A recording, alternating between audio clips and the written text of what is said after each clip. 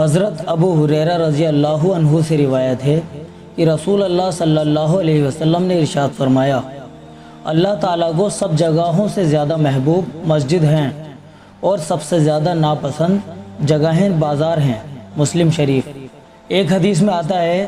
حضرت ابن عباس رضی اللہ عنہ فرماتے ہیں کہ مسجد زمین میں اللہ تعالیٰ کے گھر ہیں، یہ آسمان والوں کے لیے ایسے چمکتی ہیں جیسا کہ زمین والوں کے لیے آسمان میں ستارے چمکتے ہیں۔ ایک حدیث اور ہے اسی سے متعلق، حضرت عمر بن خطاب رضی اللہ عنہ فرماتے ہیں کہ میں نے رسول اللہ صلی اللہ علیہ وسلم کو یہ ارشاد فرماتے ہوئے سنا، جس نے کوئی مسجد بنائی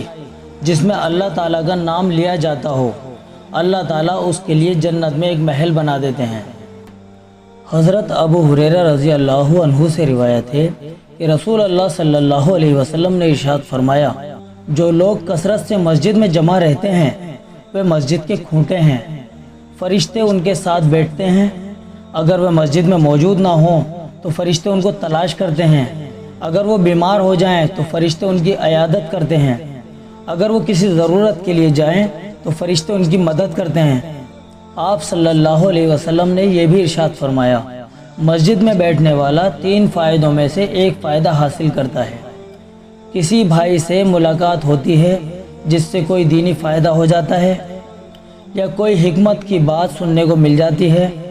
یا اللہ تعالیٰ کی رحمت مل جاتی ہے